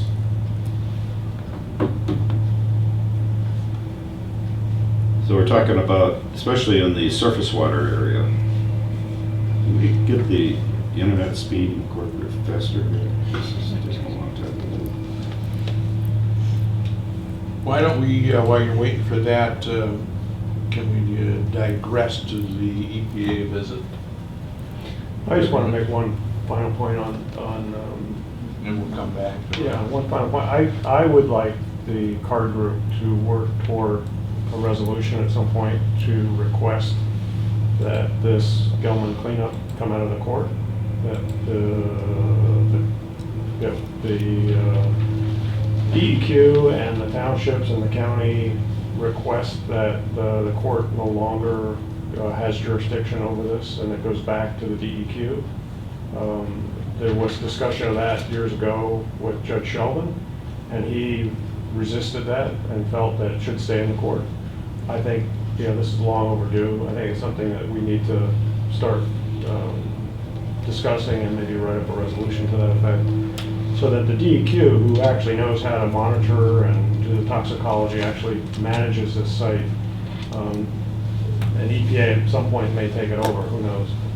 But I think, the court has not done a very good job, and I think, we've talked about this in the past, and I would like to bring it back up since we have a new judge, and maybe he'd be amenable to that. And this is the difficulty with this confidentiality agreement, is we can't really address that very intelligently, because they may be making some progress that a court could order that couldn't otherwise get, but we're really hamstrung in knowing how to work with that when we don't even know what topics are confidential. And who's, Everything. And whose water is it? Who's there is confidential. When they meet is confidential. Public trust, we're talking about, and we're not involved in it. But I just want to make that request at some point. We can work on it. I'm just going to skip to my last thing, and that's information infrastructure for this whole site. I started sketching out all of the different stakeholders. And what I'm going to propose is that each entity who's represented here at CARD look at how information they have flows among the various parties. And we should have a central place where we can kind of keep track of information, like the sampling the county does for the state, the sampling that U of M does, and incorporate all this in. And we've got consultants, we've got former employees who have information, we have all these different jurisdictions, we have the lawyers in the court. Some of this stuff, it has information that relates to ongoing activities. So I'm going to be covering this more in the future, but I'm going to send out a little diagram like this and have everybody kind of think about what information they have related to the site that should be shared with the central group. So with that, let's talk about the EPA Michael Burkoff visit coming up this month, I guess, right? May 17th. May 17th. 17th. In the afternoon, 2:30 to 4, Yes. 2 to Now, 4. is this going to be the government and agency group? Yes, So this is the first meeting they've had since December. December, okay. All right. So that's all we know about it. Is that an open meeting? No. So You different stakeholders have representatives. Members of the M&A are the ones invited. This is Evan and I are going through the agenda right now, but Mr. Burkoff is asked to address the M&A. And not that any of the information is necessary. Municipal and agency. Municipal and agency. Municipal mini agency. Agency includes the Huron River Watershed Council, the Sierra Club. Michael wants to address what he has, where the EPA is today. Wants to address, wants the M&A group to comment on the quarterly reports. But probably the more important thing that we're going to drive the groups to is we did an exercise about a year ago where we went to each agency and asked them to, at the meeting publicly, to say what it is that they were looking for. We're going to do that again. So while I say it's closed, we can't keep you from entering. We wouldn't do that, but you're not going to get an invitation unless you're a member of the M&A group. So it's going to be at the township. So on the Scio board. So. Yeah, so we would But I'm just expect- saying this, just for general consumption. Yeah, I don't know of anyone in this room, who, we wouldn't close you out the door. We probably would not, we don't have the time to give an open forum for questions and discussion to people who aren't members of the municipal or agency. But they could come and observe. What's that? They could come and observe. Absolutely. Well, last time I was asked to be there as a resource person. CARD's one of us. CARD's part of the M&A. Yeah. So I intend to be there. Yeah. You didn't get the memo? So wait a minute, so what defines who's part of the M&A? I thought it was the court case. No. No, It's basically. So what is the M&A? It's municipal it's all the stakeholders, so It's all the City of Ann stakeholders. Arbor, Scio Township, Ann Arbor Township, Washtenaw County, and DEQ. But Sierra representatives Club, thereof. HWRC, CARD? and CARD. Yeah. Yeah. Seems like there's somebody else. You're there for watershed? In the group, but they use a card. So, Yeah. how does the confidentiality, I get, the confidentiality? M&A has nothing to do with the court case. Right. There are members of M&A who obviously are part of the interveners team. Nothing. But certainly the confidentiality agreement would still apply. And so Yeah, that's- some that's discussion where- topics, We can't talk about that, yeah. some things, yeah, they won't be able to talk about, Yeah. like similar to here. It- You it- ask questions we may not be able to expand on. There was quite a discussion about that last time at the meeting. They didn't like it either. I think Congresswoman Dingell had some Right. words about Choice that words. too, if I remember correctly. That's right. So Bryce, you said one of the agenda items is to ask each stakeholder what they want to try. Yeah, so we did an exercise about a year ago, 2 Decembers ago, where I went around the room. That's what they said, I don't know. Everyone in the room had 30 seconds to tell me what they wanted. And actually, Evan and I have talked about, there's some value in that, just to see if it's matured. You don't get more than 30 seconds though, because we're not spending a lot of time on it. You gotta be approved. Must be the only Yeah. Evan isn't as rude as I am, so you'll get those. Evan's a good guy. So, you know, Just to- it's interesting, I read the Water Resource Resources Commissioner. Office mandate, and it wasn't really clear that his mandate was groundwater. I forget exactly, I did it for a different reason. But it's interesting that he's been given a major. And just to let you know, I'm always in direct contact with Michael. He calls me, I call him. Mike Burkhoff. Burkhoff, I'm sorry, EPA. The meeting is scheduled for the afternoon. Yep. In fact, he's going to be in Michigan and other sites. So Thursday is the Gelman site.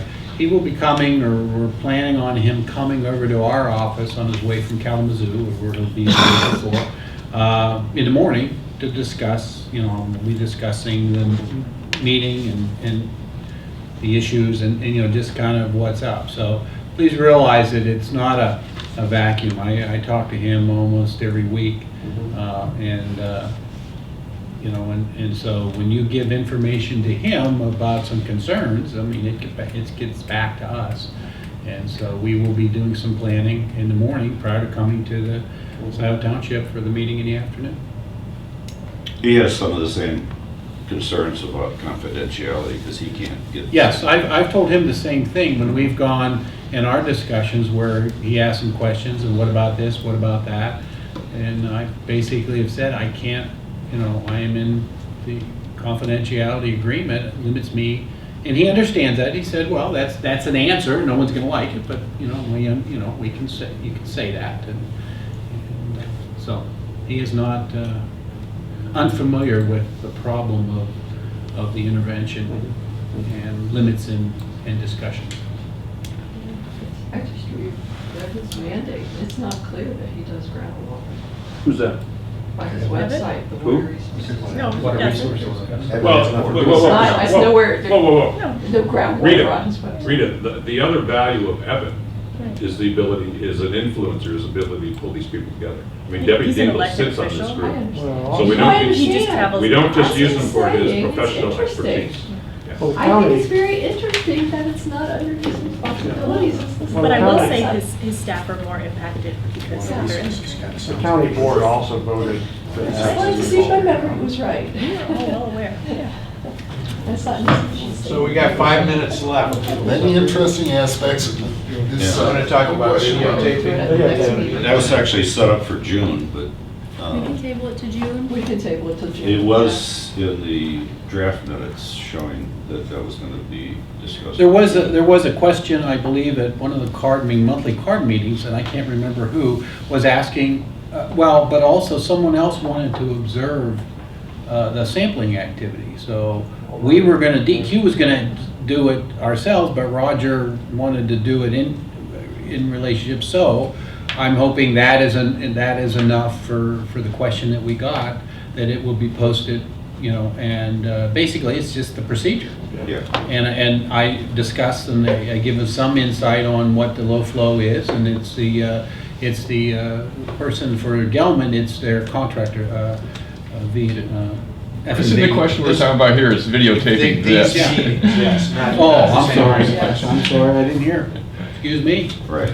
And what I propose is that if there's some part that somebody doesn't feel comfortable having on videotape, then we just turn all the recorders off during that period, and we turn it back on afterward. Because I think the right to know supersedes any other Privacy concerns, yeah, because there are people who wish they could be at these meetings, you know, who are regular CARD attendees, and I tell them, well, you can watch the video. Otherwise, Thanks for doing it. you know, the minutes are really great. Shen has been doing a great job with the minutes. Yeah. But there's certain parts of that that don't come across in print. Oh, the cuss words. Yeah. No, No, the video Makes us keeps sound that smarter down. than we It helps a lot because. You haven't heard me you speak got in 2 private dates coming much. up. The 5th is like my kid's graduation. That's community high school's There you go, graduation right. night. So like I'm doomed for that. I won't be at the next meeting, but I perhaps for July, I want to get something on the agenda. I think we talked about a website and some other activities, so I'll put it on for July. So think about that for the June discussion, and you can weigh in ahead of time. Yeah. I'll do that. But maybe what we should I do think it's now great is, research. there's some people who did get introduced earlier, and if you can just introduce yourself real quickly, and if you have a quick question, then maybe we can put on the agenda for next time. It's Dawn Bizell. No question. Okay. I'm Sarah Nedridge. I'm at the DEQ Remediation Redevelopment Division. I work with these guys. So I'm the district enforcement coordinator. So I deal with legal issues and that sort of thing. Okay. Bryce, not everybody knows you. I'm no man, out of the Homer's Classic. Come on. I'm Bryce Kelly, Township Manager. Yeah. So you're an island too? No, I'm no man. Remember the horse, the Trojan horse? I was When it was reported out. I got no it. man. Jesus, you guys, what'd you do? It was too serious. Did you sleep during high school? What?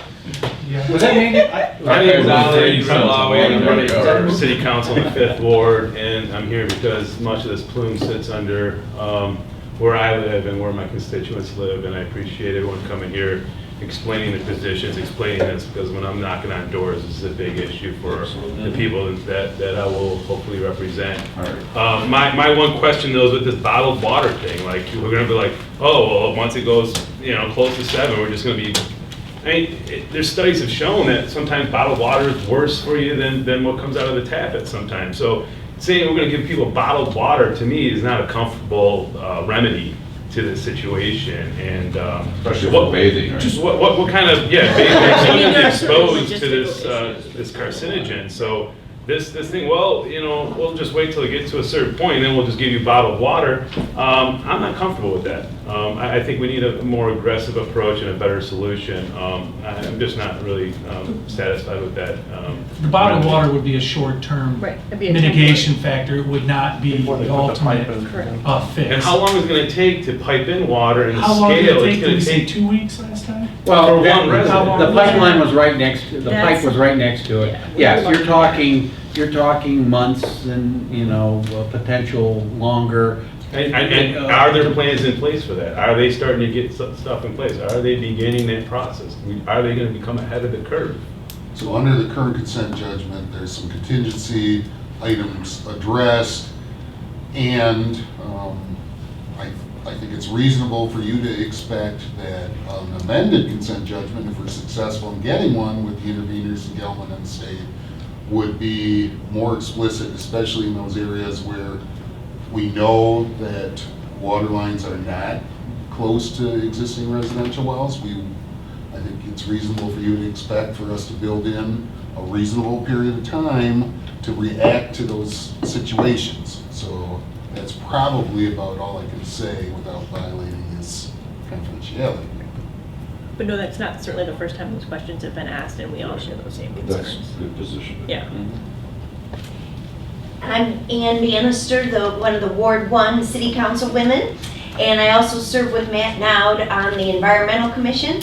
So as Ali Ramalawi just said, Ward 1 residents are also, similarly to Ward 5, want this issue front and center. And so to that end, we've been working with Roger and some of you on the lawsuit database. We didn't get very far yet, but that's the history of lawsuits related to this that might be commercial or residential that out there that we don't know. So part of the big website, that was one of our first things I followed up on. And then we're also in budget season right now. So if any of you have any requests voices that I need to amplify at the May 7 and May 21 City Council budget meetings, please email them to Ann Bannister. And then lastly, I've asked the Environmental Commission and Matt Nowd if we could have the Plume as a standing agenda item on our monthly Environmental Commission meetings. And so I'm getting a little pushback from folks on that. They're saying, well, if you all only meet quarterly, maybe quarterly would be enough, and if nothing's changed, we don't need it. But I disagree. I think as I amplify the Ward 1 voices, we do want this to be talked about a lot and everywhere. And so if you can help me with my talking points, I'm more than happy to amplify them. I'm in the citizens, this thing they're doing, they're called the Ann Arbor Citizens Academy, and every Wednesday night we go somewhere for 2 hours and we learn about these different things. And we were at Water, Matt was there, and Matt said something that I wasn't so thrilled with, and we were talking about the upgrades to the water treatment facility, and he kind of, I don't want to paraphrase him because we can all meet him and talk to him myself, but he suggested that the city is indeed planning for the eventuality of removing this in our water treatment process and not dealing with it in the ground, which in my estimation, along with this water cost of service study and all these other things they're doing, is basically saying that they've given up on polluter pay and we're going to end up paying for it.